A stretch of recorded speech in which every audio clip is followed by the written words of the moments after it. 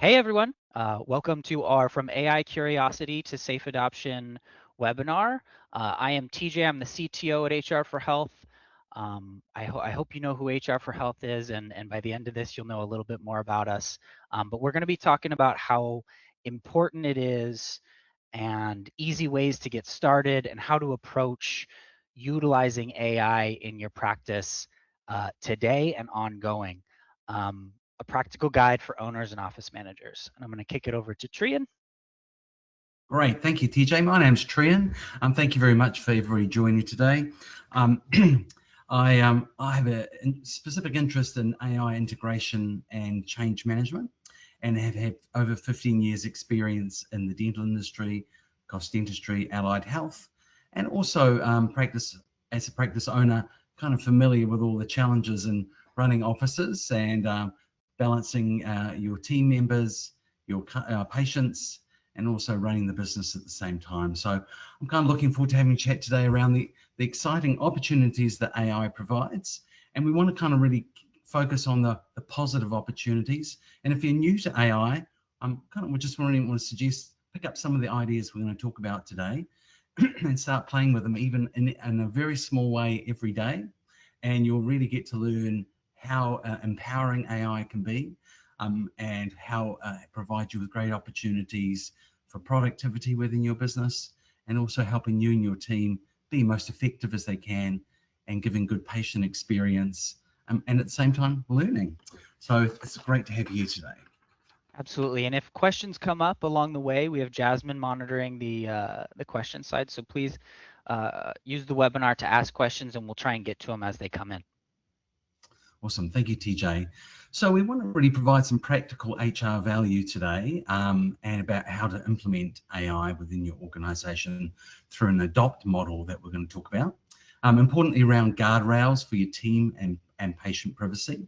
So with the opportunity of AI comes potential risks with managing data, and how do we manage that in an effective way? And because we're in the health profession, we're of course more hyper sensitive to the requirement for safety of data. I want to also talk about minimal viable governance. So how do we put things in place and know that it's being done in a safe, effective manner? And then enabling and change adoption that sticks. So at the end of the day, we want to make sure if we're implementing something that we've kind of got ourselves lined up. We know what we're implementing, and we've communicated the why of why we're doing this very clearly to our teams. So we often know how we want to go, but the important bit is why we're doing it, so they understand it. So when we implement a pilot, or we're rolling out fully, it lands properly and it sticks, which is really important, and that allows us for further expansion into the opportunities that AI will provide.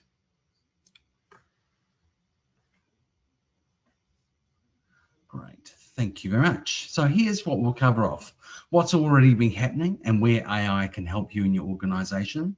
Bringing your team up to speed with it, and a lot of that's to do with education and working with them to see how AI can help them in their productivity in the workplace. Setting up the guardrails as mentioned before, and spotting red flags. So how do we know when there's a problem? Minimal viable governance rules. So how do we ensure we've got enough boundaries and requirements to make sure it's safe? And then I'm going to talk about an adopt 60-day plan and simple measures of success. And this is really important. So before we go into just jumping straight into the middle of pilot, we understand what we've done, we've planned it, we know what the success factors are, and then we can start to implement it in a very constructive and positive manner.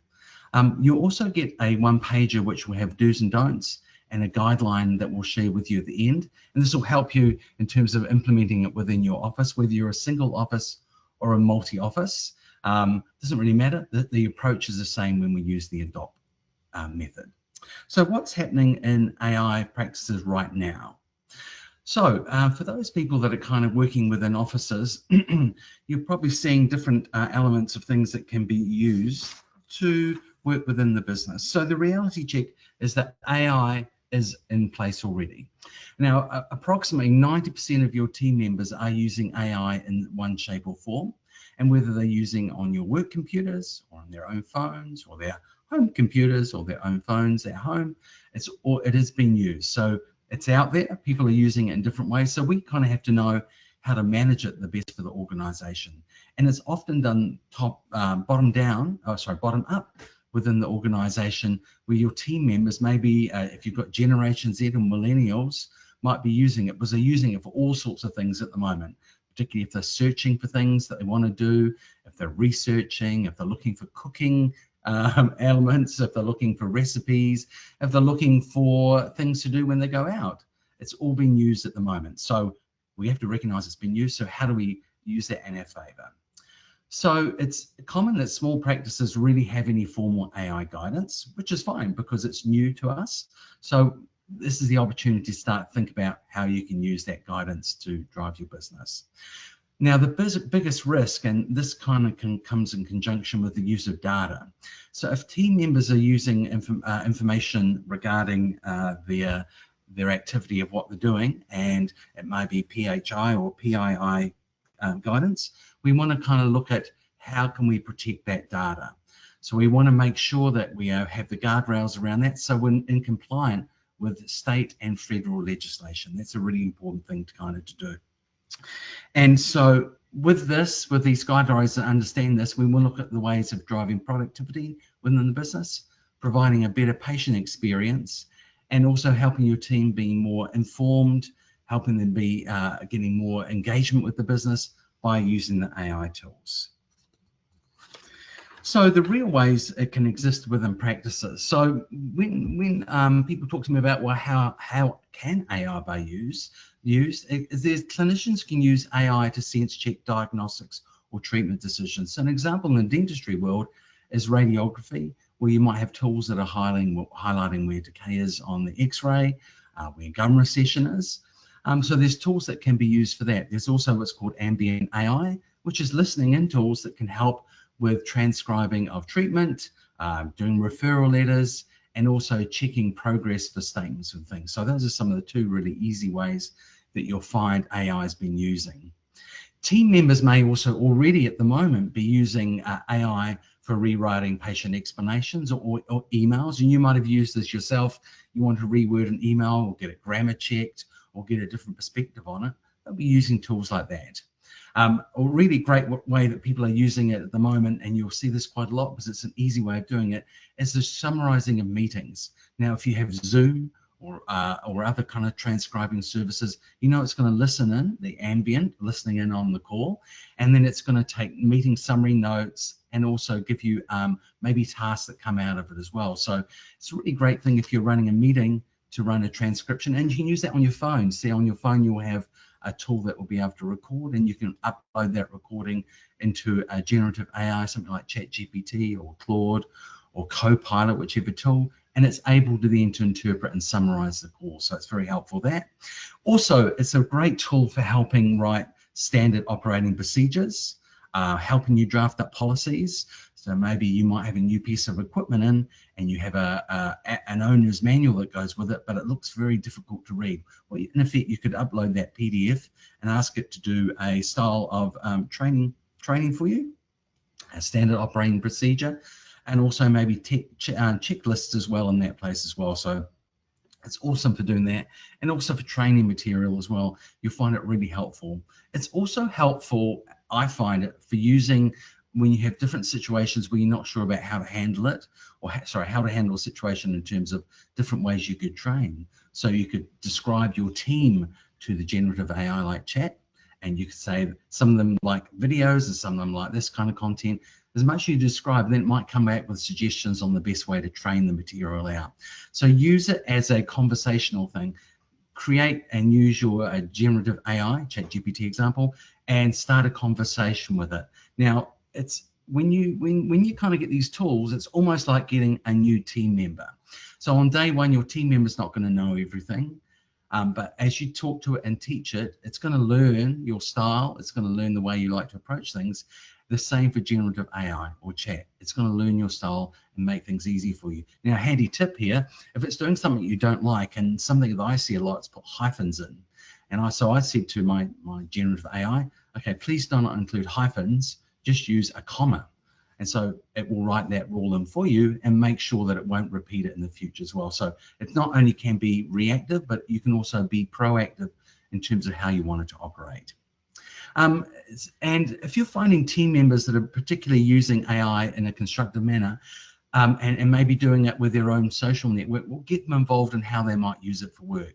If they're early adopters, it's really great for you to learn from how they're using it and then see how they can maybe help the organization use it as well. So it's almost like a reverse mentoring. So if you're mentoring them, they might be mentoring you on the ways in which you can use AI. Now, this is a really important slide, and I'll kind of want to talk about the importance of AI just for tech's sake. AI is just is an important tech, but it also it does have failure with it as well. So it's important that, you know, when we look at the results that come out of a generative AI, or if you're running a report, it's important that you quality check it, or what I call discern it. That's really important because it is only a piece of machinery and it's only a piece of code. And in effect, generative AI is a mathematical computation which assesses the next most probable next step, and also uses a thing called heat, which is the emotion associated with it. So it's only using maths to determine the next best step. At the end of the day, you're the owner of the decision, and therefore your discernment or understanding needs to be run across it. And that includes your team as well. And we'll cover that up a little bit later on. One of the important things to think about when you're implementing an AI solution is that if it's not done properly to start off, you're going to get pushback and resistance. And people might say to you, oh, I ran it through and the numbers weren't right, and therefore it's wrong. We can't use it. No, maybe you didn't use the right tool, or maybe we didn't put the right data in. So there are many variables of why things might not be there in that place. There may also be, which is valid for a number of people, and we'll talk about this later on, the fear of resistance and change. And that's why I kind of see AI as more of a change management process than as a technology solution.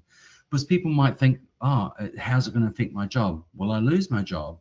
Is it going to question me in what I'm doing in my day-to-day? If I'm running numbers in a particular way and the AI comes back with an answer, is it going to make me look like I'm not doing the right job?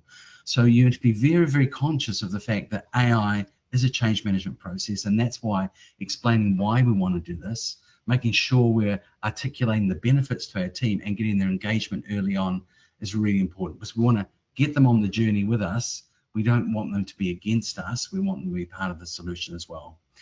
And it's important that when we think about why this is important is because when I start to do a pilot or I want to test something, I really want to make sure it works properly and that it lands properly and it sticks properly so that we can do more of this kind of work. If you have a failed first pilot because you haven't planned it out properly, then you will have some problems that you're going to be dealing with later on down the track. So get early engagement, get people to understand how it's going to working, and then you can kind of make sure it's going to be successful for you and your team. And to do that, we use the ADOPT framework, which is regarding aligning, diagnosing, looking at options that we're doing. So what are the options when we want to implement it? We're going to look at planning, so making sure that it's effectively rolled out, and then transformation. So that's about making sure it sticks and stays, and keep on refining it to make sure it works. So just as a reminder again, A is for aligning, making sure we're all at the same level, we understand why we're doing this.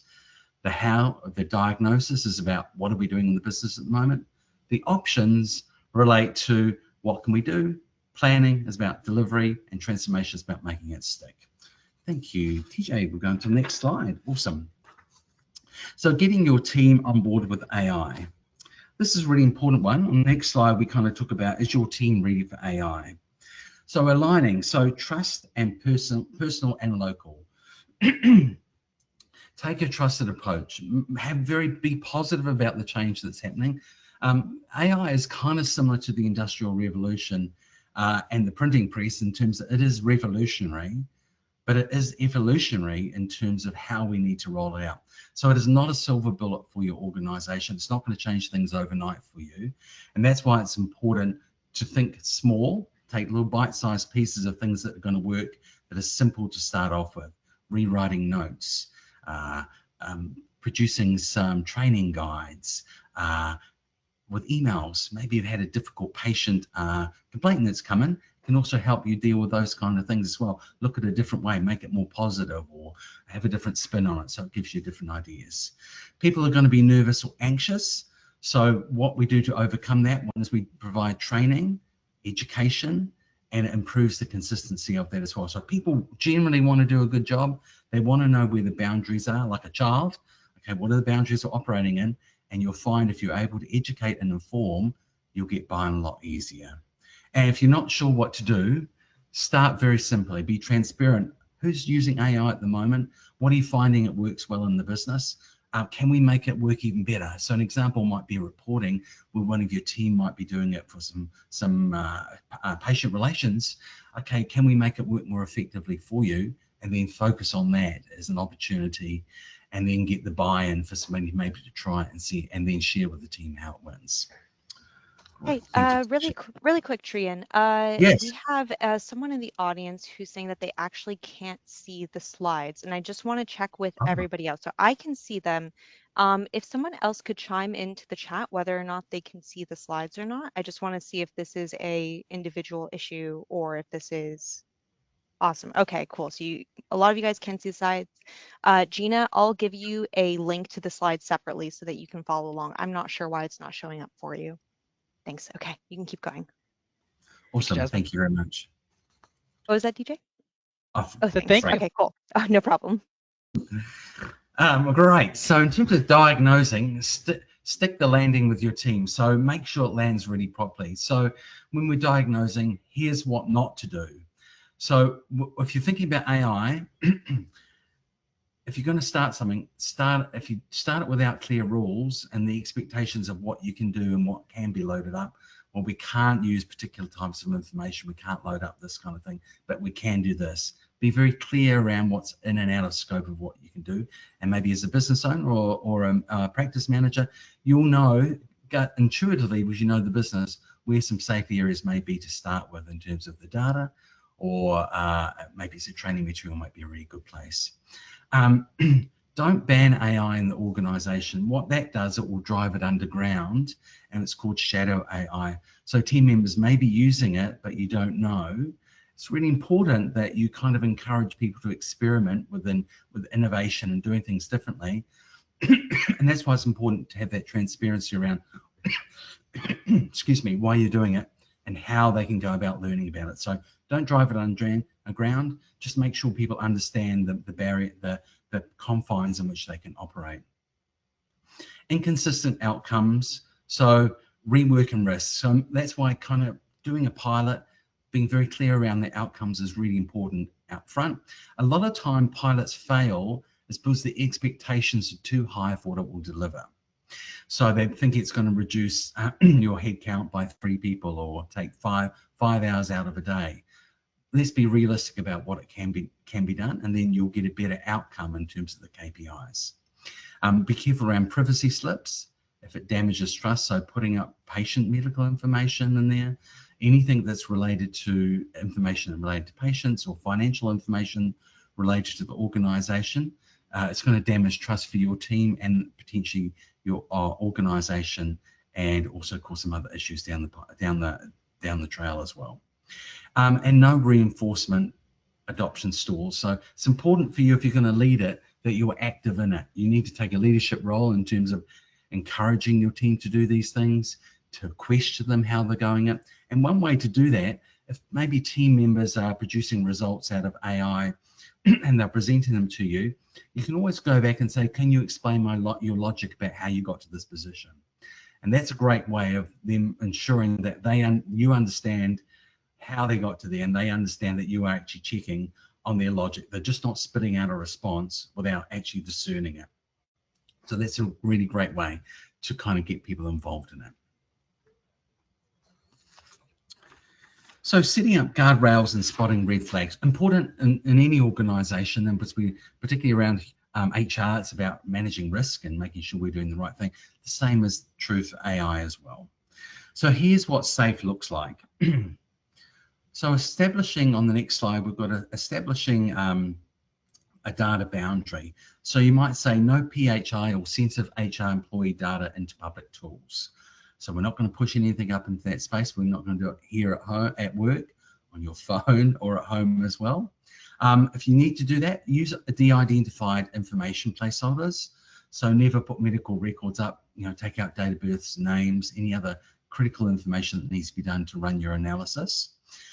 Knowing what to do with red flags. So when you talk about teams kind of wanting to experiment and try, they need to know if they're getting problems. So you might have heard of a term called hallucination. And hallucination is where it's not getting the right response, or it's throwing out something that's odd. So if it's doing this, you would want to have somebody in the team, might be yourself or somebody you delegate to, who they can go and talk to and say, hey, this number's not looking right. Or this result looks a bit odd. I've run it a couple of ways. Now, it might not be the tool itself. It could be the underlying data.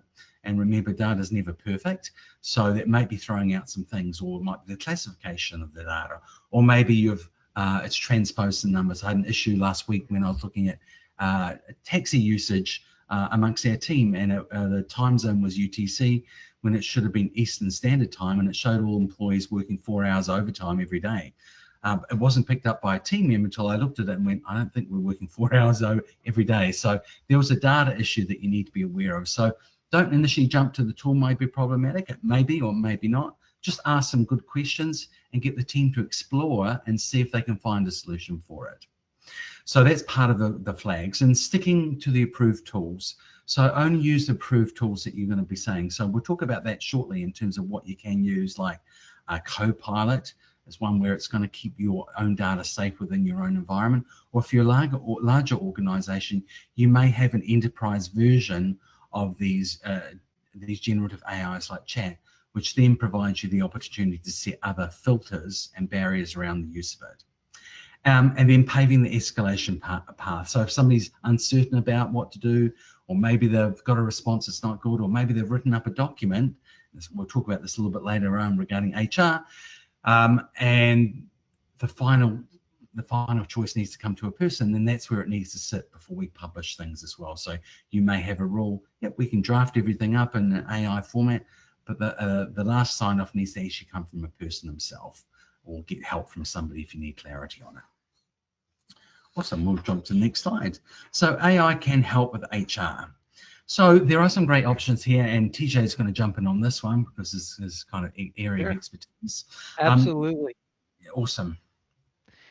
So AI can help with a lot of things in HR, and we're going to talk a little bit more about where you should have it help versus where you shouldn't. And obviously, it's human resources. And so we want to be really specific with what parts we want to be human versus what parts we want and can leverage AI to help us with. So AI can help with all of these items listed here, right? Talent acquisition, employee comms, employee policies, onboarding, and manager support. But I want to say that if you're already, so drafting job descriptions and job ads, if you're comfortable in the final wording and approving of that information already, then AI can help you and speed your time in getting there, right? So instead of you having to write that job ad and you writing that job description, you can leverage AI to spit at your ideas.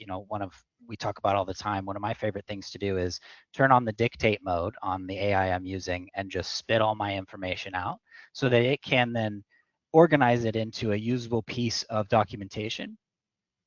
But the last bit I still need to review, right? So AI's general knowledge, depending on the tool I'm using, is going to give me a generalized return based off what I said.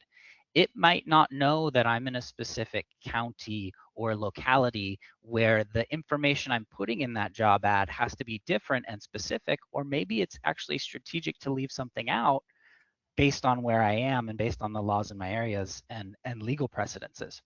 So you want to be really strategic with which tools you use to do this.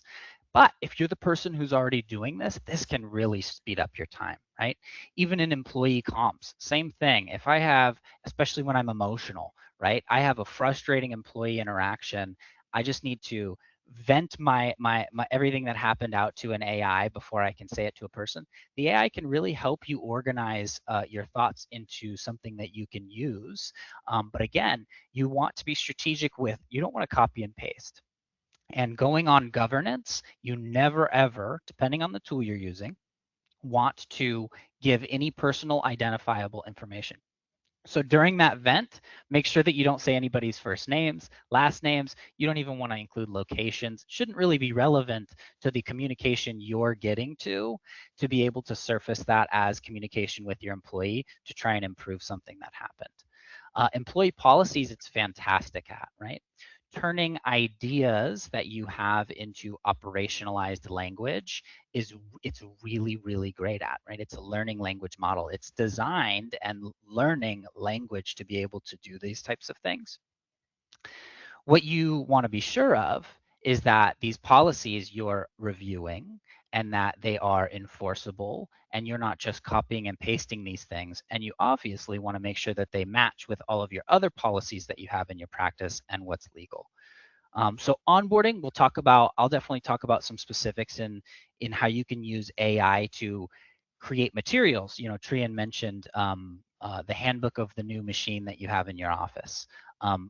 You can really take generalized tutorial information and create it into specific actionable tutorials for your office very easily with AI and a lot of the tools that are available, and that can really speed your onboarding. And then the last thing is manager support, and I discussed that when we're in these situations and we need to go from, you know, as you're learning to document HR and as leaders, we want to be very strategic and specific and concrete and non-emotional with the information we both put into our systems to be audited later, as well as we're giving to our employees to act on. And it can really it's a robot. It can really help us take away some of that stuff that we naturally have. We just want to be careful. We'll talk about governance in a bit. Technology has changed the way we work today. So how will AI affect the roles in your practice? So I like to think of AI as kind of like can handle two different types of things. One is where it's the clerical helper to the human specialist, and the other, which is the flip of that, where the human's trying to do research and leveraging the AI to get answers out of. So which roles will it affect? It'll affect both. Its immediate usefulness, and I hope everybody on this has gone and tried and used it for this, is where it can do this documentation and take clerical work off of your day.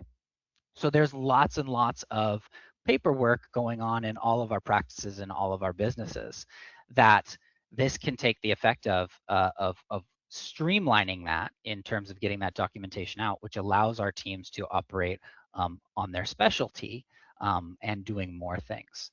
How will you handle unauthorized shadow AI? So really, we should avoid shadow AI entirely. You should be having conversations with your teams and making sure they know what tools they can use and should use. If they have ideas of, hey, I wish I could use AI or this tool in this area, well, let's either figure out how they can and put governance around the rules that they can do, as simple as leave names out, right? Leave the PHI, leave the PII out of these things, and you can continue using them. Or let's get a tool that you can just use easily into your practice. I think the biggest mistake, and it's really tough, you know, in all of our clients, we see this. It's really tough to run a medical practice, a dental practice, anything in the healthcare field as a doctor when you're trying to see patients. You don't have maybe don't have an internal IT team. Most don't. Internal HR, probably not, right? That's why you have HR for health. And so how will you handle unauthorized shadow AI is you need to be a leader in understanding that these things need to be leveraged by our team and helping them figure out how they can in a safe environment. How will your team use their time now that they aren't bogged down with automatable tasks? So that's the fun part. That at HR for Health is our favorite part because we love to help practices grow their teams and grow their businesses. And this is a great example of an opportunity of taking something away from someone or helping them save their time to be able to operate at what I'll say is a higher level, right? I think everybody in every job, if you said, hey, if I gave you 25% more time, what would you do with it? They're going to have an answer. And that answer is exactly what you want them to be spending their time on to help your patient experience, to help your revenue, to help your business improve as a doctor. So how will they use their time? You need to be talking about that. And I'll talk about those conversations in a little bit, but this should be a collaborative moment for you. As a leader, you should have ideas, right? You don't want to just be spitballing and having expectations that aren't aligned, but this should really be a collaborative conversation that should be pretty fun to have because it looks like career growth for your whole team. Trehan, do you want to take over on minimal viable Yeah. governance? Lovely. Thank you, TJ. Also, I want to kind of build on the excitement around TJ was talking, and we want to kind of leverage the what team members are doing and the opportunities that AI can provide the organization.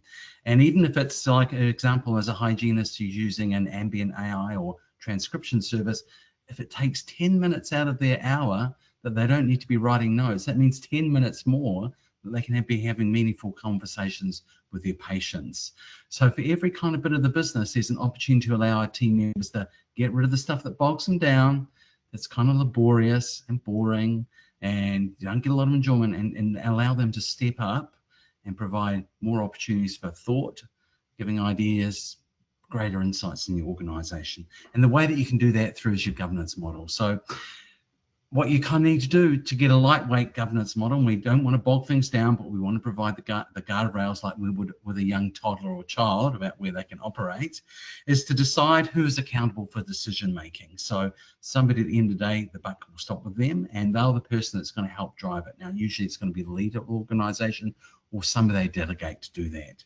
And then I'm suggesting that we do like a one-page kind of policy, tools that we can use, and any red flags. So this makes it very clear for everybody, like TJ talked about, that we know the constructs in which we're working, and it's very clear for people what's in scope and out of scope.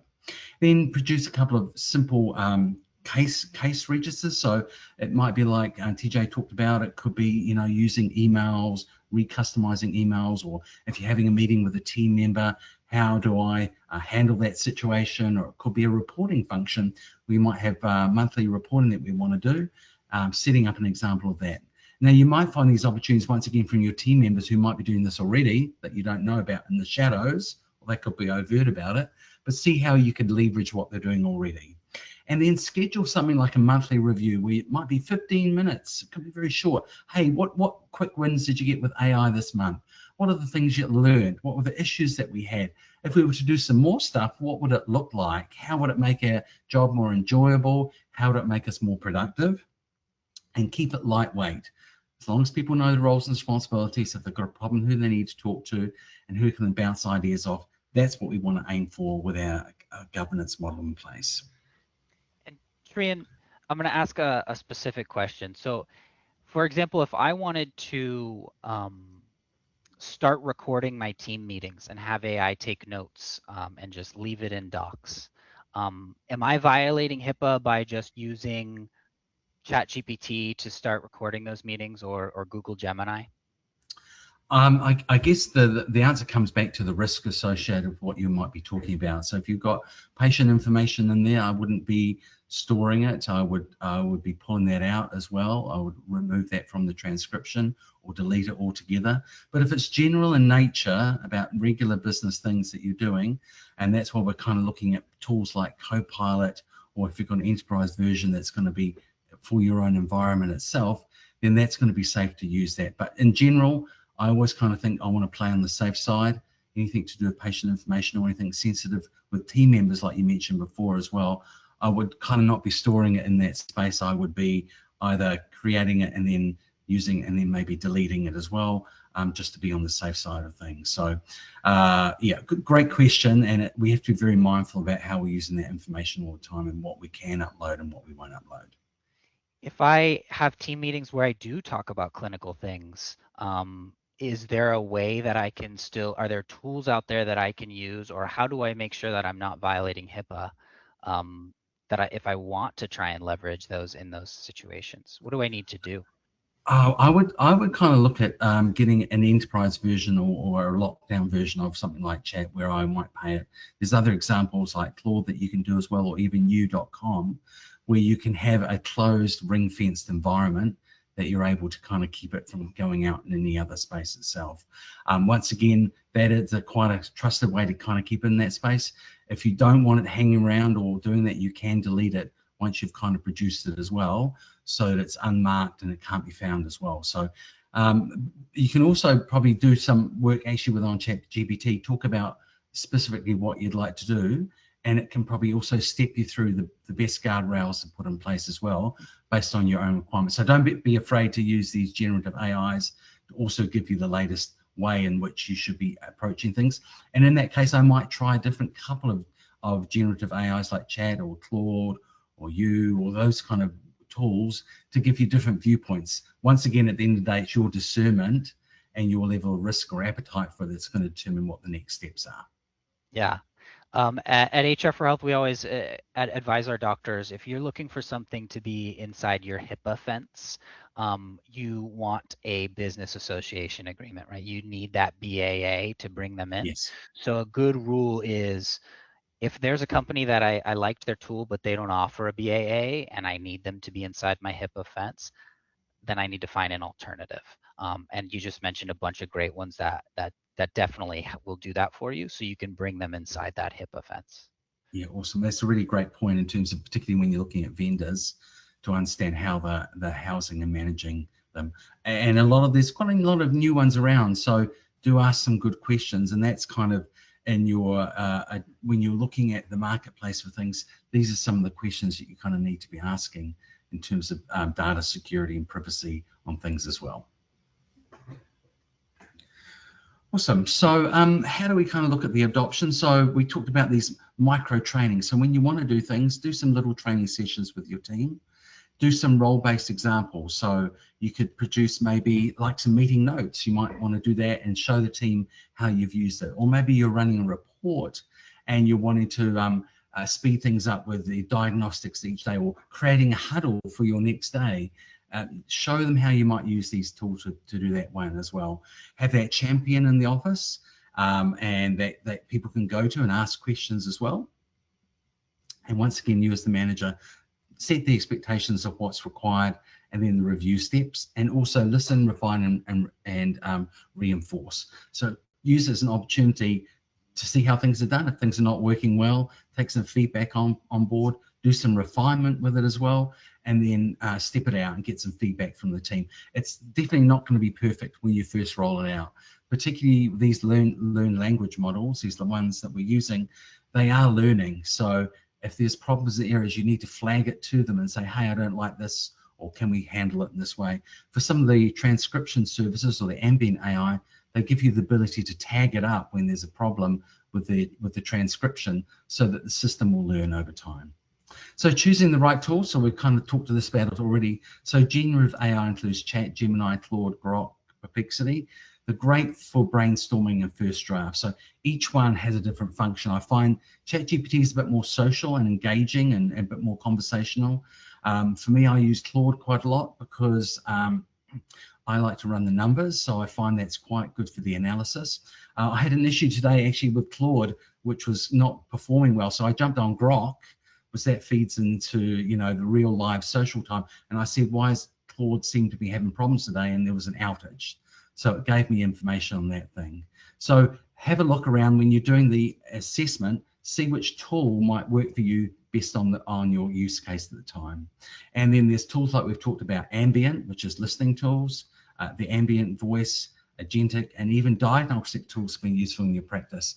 Once again, kind of like when TJ said, you kind of need to look at different vendors. There's a lot of new ones out there. So just be cautious around, you know, their track record, how they manage data, maybe talk to their customers that are using it already. I really recommend that, to make sure that if you're looking for these tools, that they're going to work well for you, and you're not just basing off the vendor, you're actually getting a real life kind of vendor user that can give you feedback on it as well.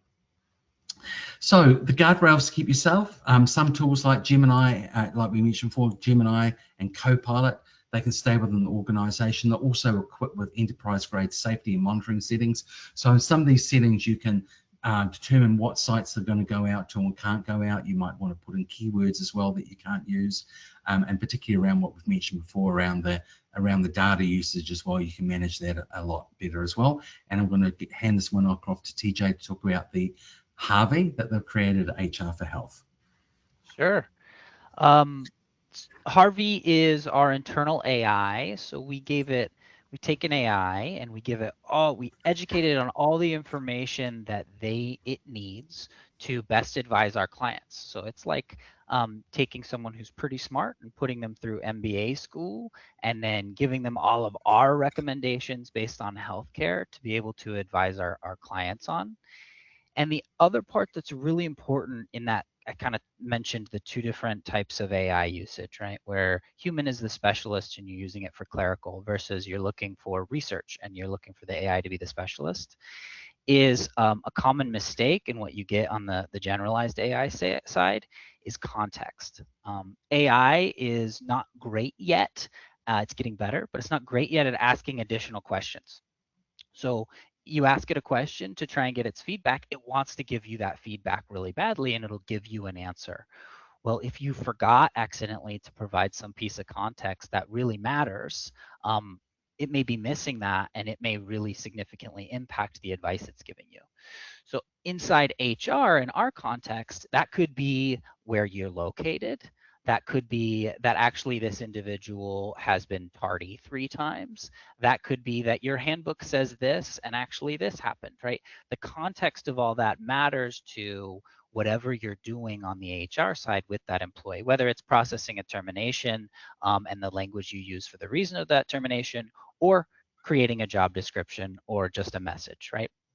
All those things, all that context is really, really important. So that's why we went out and we decided we know we want to get instant answers. People love chat. AI is amazing at doing this. So making sure it has all of the legal context of your locality, your state, the nation, as well as what's going on in your practice and your personal decisions inside your handbook and what's going on with that employee, and then any legal precedence is going on, right? So your risk portfolio from an HR perspective is constantly changing because a law might be written one way, but as a case comes out, that might affect the way we recommend inside for doctors how you handle your practice and your risk portfolio. So Harvey's getting all that information and consuming it into a way to continuously advise our clients on. And I highly encourage you to go use it if you have not. And then really quick, I do have another question from the chat from Gina. Do the AI apps all have fees? Yes and no. So it depends. Trehan, you feel free to hop in, but there are free versions. So like ChatGPT, Copilot is going to be on your Windows, is going to be free. There are lots of free versions. And then if you are moving into heavy usage or specialized usage, or you want to integrate it with other things, then that's usually when the fees come in. Most of the items that you're going to want to bring inside your HIPAA wall are going to incorporate fees for that BAA, for that agreement, and for the specific tools that it offers you. Generalized AI is going to be those free versions that you can find, like just going to chatgpt.com.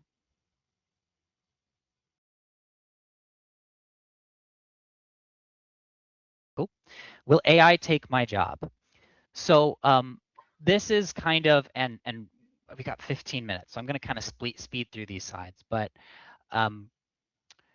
I think the most important thing to talk to with our teams is alleviating the fear of AI. And the way my brain works and a lot of our brains work as humans is we're immediately afraid of things we don't understand. So I'm going to talk real quick on what even AI, why is it different now? And I think a lot of us may know this already, but that's okay. AI has always been around, right? AI is the concept of a computer or a machine that can learn. So it's already smart, but it's actually getting smarter, right? And recently we made an advancement where scientists realized that people use language to learn. That's like the basis of how we learn as kids, etc. We're using language. So they decided to focus on language as the basis of learning for these computers, right? So that language is actually how they start creating these synapses inside, right?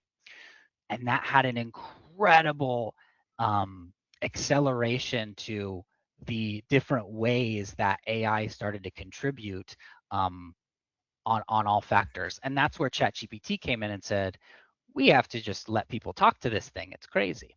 So it's all based on language. It's a learning language model. You'll hear LLM. And that's why AI is now new, because it's accelerating because of this new way that we're doing it.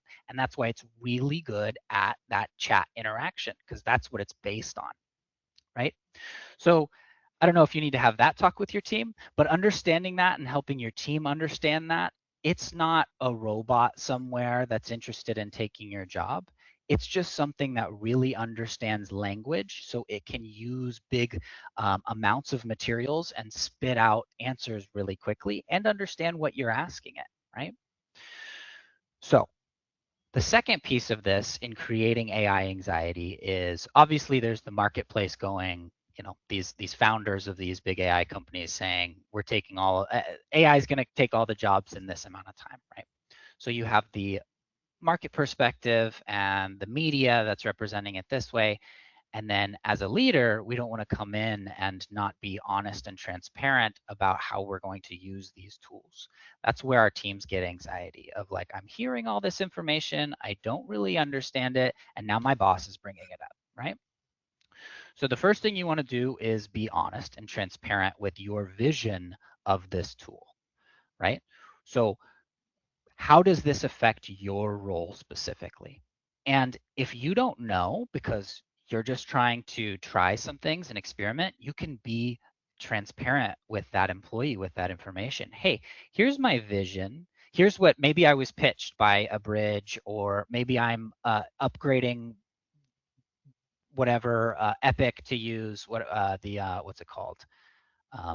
Healthcare intelligence feature, right? Maybe I'm upgrading it. I was sold this thing. Here's what I'm expecting. Let's try and figure it out together. And that's where that conversation of where your time can go and what our expectation together comes in. And that needs to be a conversation between the two of you. You need to be honest about the things you don't know and honest about what you want from it so you can set accountability, because now you have, like with any tool you bring in, you want to hold the individual using the tool accountable and the tool accountable to your expectations so that it can grow with you, right? So really, it just needs to be a conversation. You need to be honest, and you need to allow your team to provide their feedback because they're the most useful tools you have in your practice. And formalizing the shift, right? So updating job descriptions, really the responsibility set, depending on how you build out your practice, of course, shouldn't change too much. This should allow maybe new line items in your job description.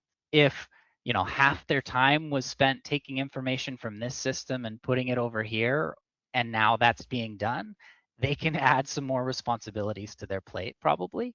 But the goal, especially at HR for Health, we love our human resources, is for everybody to grow together and for this to streamline and allow you to, again, improve patient experience and improve your practice.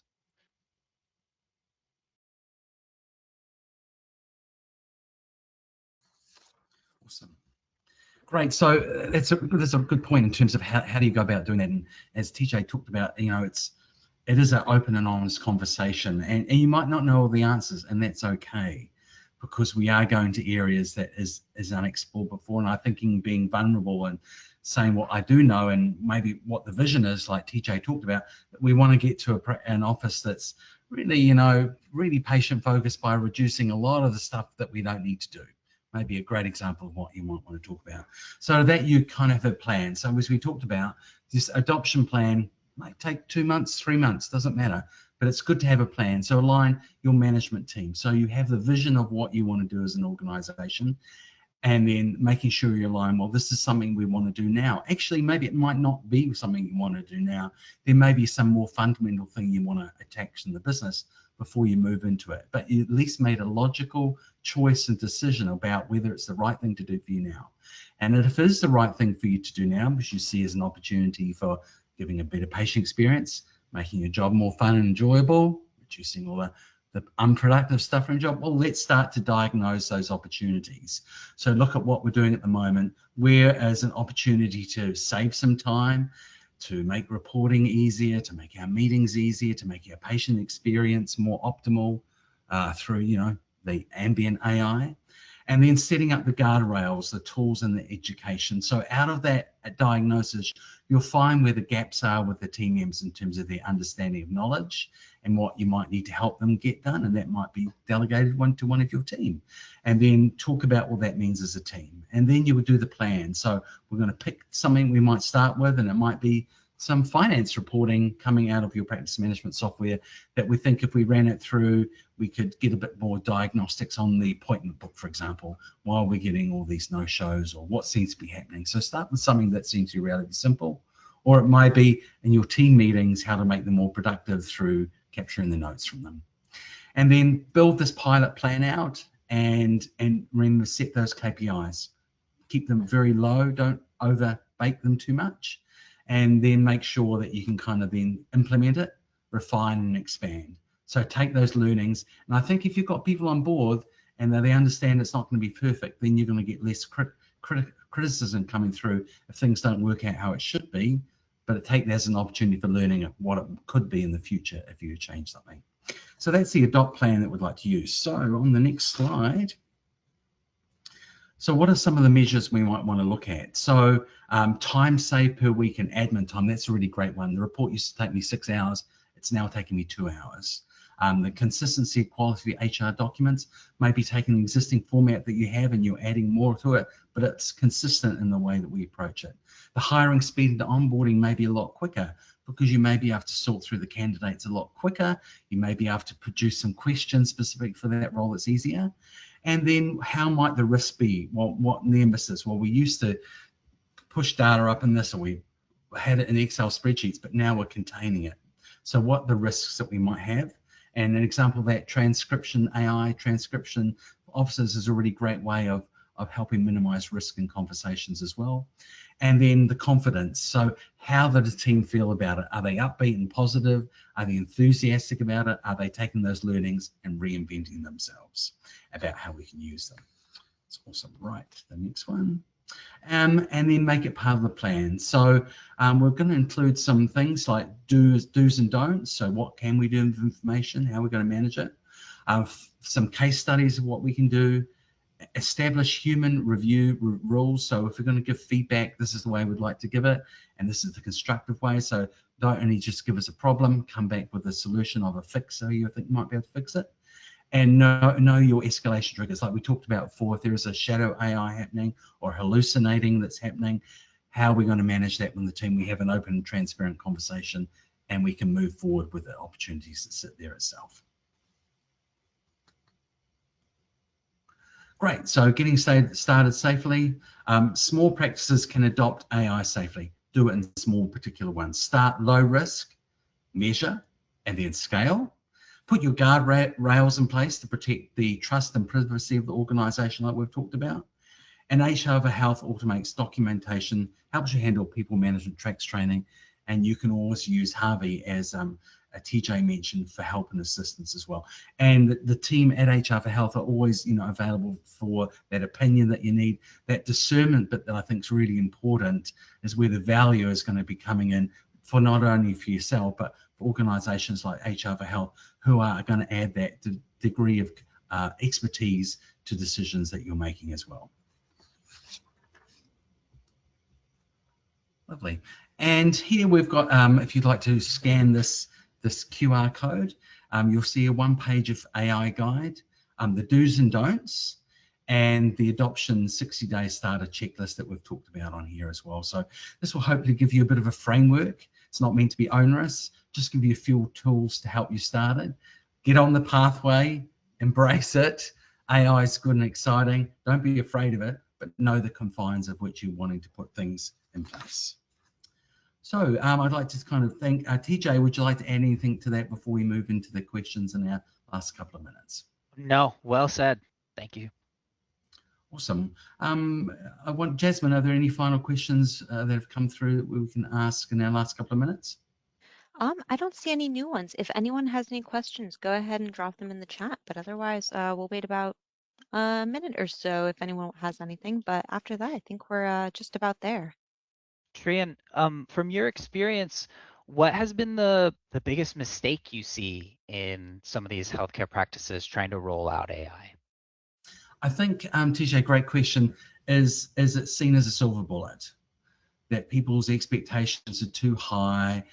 They might put something in place and really they should have thought about the patient experience, or they should have thought more widely around as opposed to just tactically putting something in, not understand the upstream or downstream implications of the change itself. So that's why I'm recommending, don't think it's a silver bullet. Start small, start something simple, progress, not perfection. Let's get something on the ball and let's get it rolling. Take those learnings and embrace the challenges and the excitement that AI will bring you both now and into the future.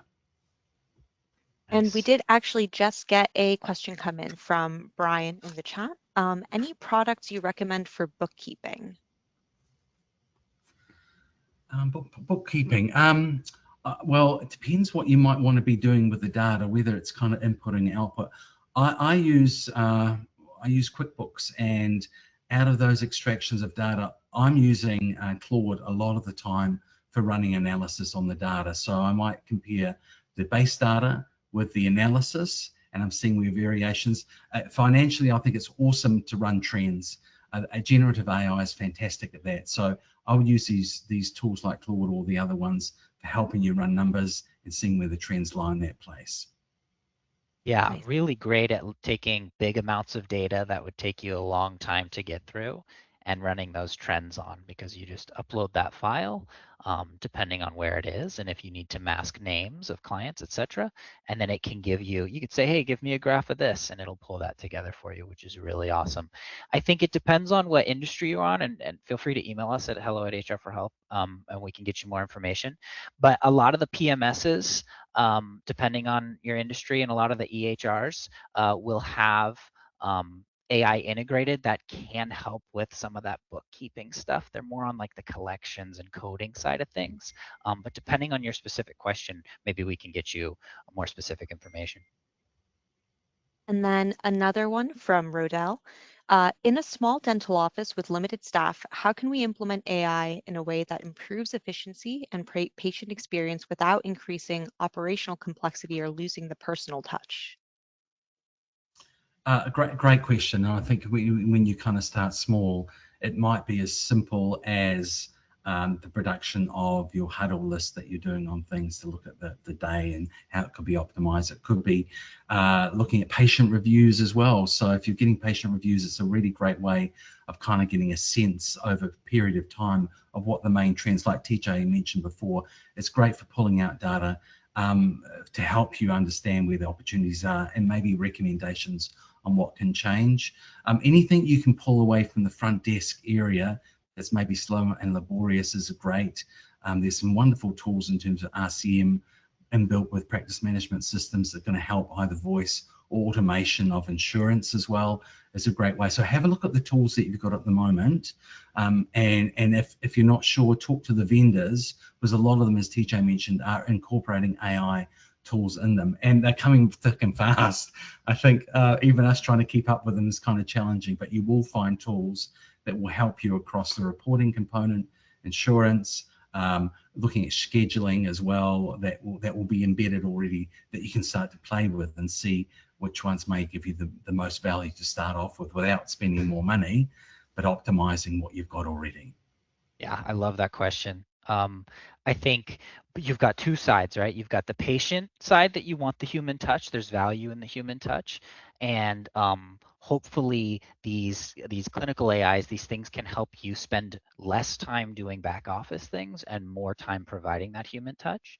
And then you've got the internal with inter-employee communications, et cetera. And again, hopefully it's taking off the things that aren't that nice human touch and that interaction and that collaboration on the internal stuff. It's taking bookkeeping and coding and documentation away, which normally aren't that aspect anyways.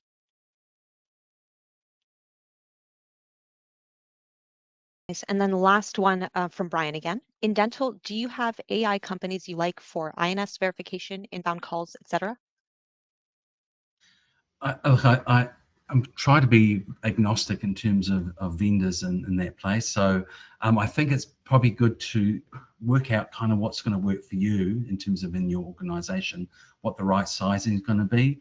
And once again, I would probably use a generative AI to help you slim those down, but it will help you determine what the need is that you're fulfilling, and every organization is different. So if I'm thinking about voice, if you have an organization where patient contact's important, then you might want to steer away from having a fully automated AI interface to start off with, because you want to make the patient experience better. But maybe if you're a transactional kind of environment where it doesn't matter so much, then maybe an automated voice IVR may be better itself. So I would get a generative chat to help me drill down, ask it lots of questions, then ask it to kind of provide some vendor solutions for you. And then you can use that to kind of narrow down what's going to work best for you. Because I think it's all horses for courses based on what your circumstances and your needs are. What was that last saying? Horses for courses. Maybe it's a New Zealand term. Sorry for that. It means whatever's right in the circumstance. Yeah, I love it. Awesome. Well, thank you both so much. We are at time, but really appreciate all of the effort you guys put into this. Got a couple thank yous in the chat. So I think that's about it. Awesome. Awesome. Thanks so Thank you much, very Trehan. much. Yeah, thank you very much, the HR Thank you, team and everybody. everybody for joining us today. It's been awesome. Thanks for your time. Awesome. Bye, everyone.